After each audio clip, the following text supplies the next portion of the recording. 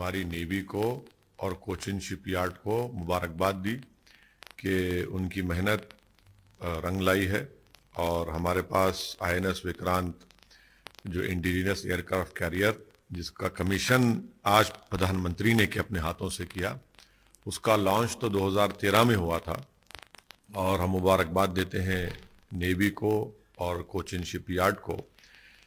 साथ ही साथ हमको इस बात को भी सोचना है कि प्रधानमंत्री नरेंद्र मोदी की सरकार हमको तीसरा एयरक्राफ्ट कैरियर चाहिए, उसकी इजाज़त क्यों नहीं दे रहे हैं?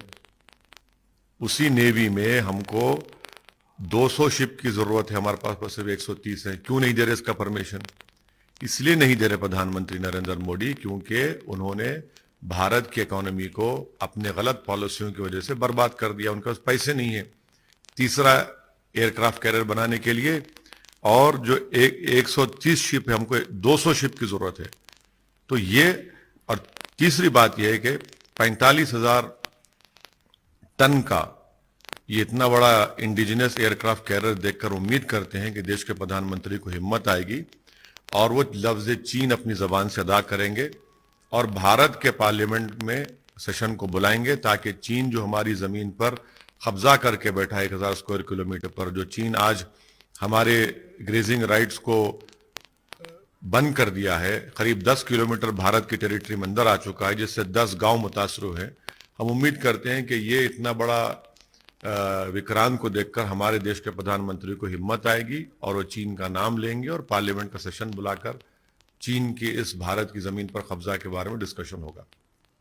सर, मेरा मानना यह है कि अगर किसी शख्स के आतंकवादी तंजीम से ताल्लुकात होते हैं तो यकीनन कानून को अपना काम करना चाहिए, उनको गिरफ्तार करना चाहिए और उनको कोर्ट से सजा दिलाना चाहिए।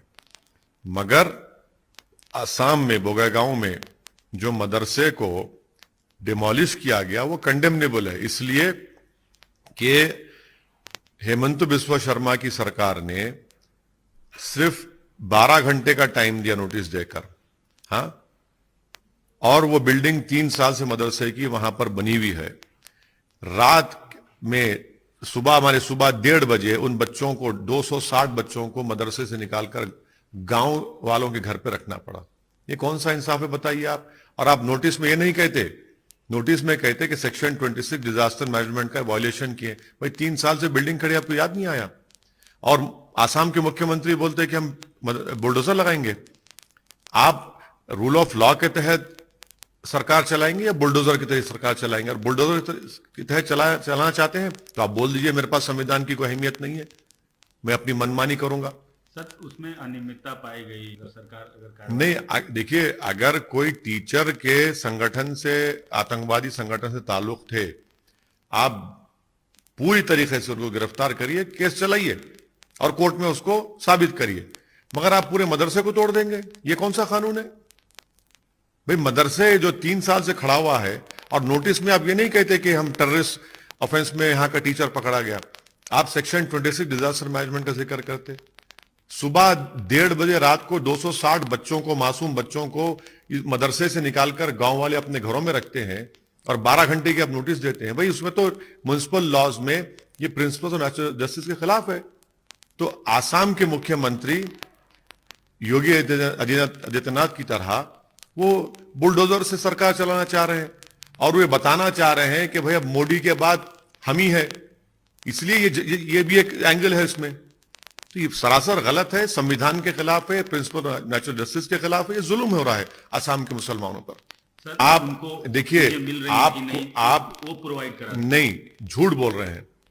ये वो मदरसे हैं जो उत्तर प्रदेश के मदरसा बोर्ड में इनका कोई रजिस्ट्रेशन नहीं है, इनको सरकार से ग्रांट नहीं मिलती है, प्राइवेट मदरसे हैं। आप क्या देंगे उनको? आपके पास तो कानूनन कोई तरीका ही नहीं है उनको कुछ देने का। अगर कोई प्राइवेट मदरसा खोल रहा है, आप उसमें क्यों खामखा अपनी टांग अड़ा रहे हैं? आप सर्वे क्यों कर रहे हैं? अरे भाई, अगर आपको survey national commission for child protection rights ने किया, वो तो एक नेशनल कमीशन है, कॉन्स्टिट्यूशनल बॉडी है, वो तो हिंदुत्व आइडियोलॉजी का प्रमोशन का एक अड्डा बन चुका है। अगर सर्वे करना है तो सबका करिए।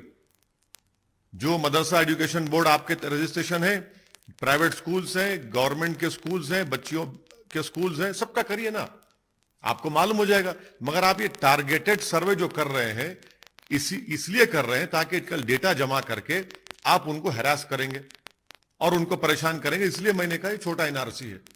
नहीं सर, नहीं, आप समझिए, नहीं, रेगुलाइज की जरूरत उसकी ना। जानकारी चाह रही है तो गलत क्या है? सुनिए, ये मदरसे तो ओवरग्राउंड काम कर रहे हैं ना, अंडरग्राउंड तो नहीं कर रहे हैं। आपके पास तो पूरी इंफॉर्मेशन है, क्या रेगुलाइज करेंगे आप? अरे भाई, आप पिछले 5 साल से उन मदरसों को जो आपके पास रजिस्टर्ड है मदरसा मॉडर्नाइजेशन बोर्ड के तहत उस स्कीम में, आपने 5 साल में सिर्फ 5 महीने की तनख्वाह उनको दी है। अरे वो तो तनख्वाह दे दो पहले। वो जो पंडित लोग पढ़ा रहे हैं, हिंदी मैथ्स पढ़ा रहे हैं, उनको भाई 5 साल में सिर्फ 5 महीने की तनख्वाह आप दी है। कितना झूठ बोलेगी होगी सरकार? आप जो है उनको तनख्वाह नहीं दे पा रहे हैं, तो आप ये सर्वे क्यों कर रहे हैं? आप ये सर्वे इसलिए कर रहे हैं कि जब डेटा जमा हो जाएगा तो बाद में आप इन तमाम मदरसों को परेशान करेंगे, हरास करेंगे मुसलमानों को। इसीलिए मैं कह रहा हूं कि आप बोल दीजिए ना कि कुरान पढ़ना बंद कर दो, नमाज पढ़ना बंद कर दो, अपने आप को मुसलमान कहलाना बंद कर दो, ये ऐलान कर दो आप।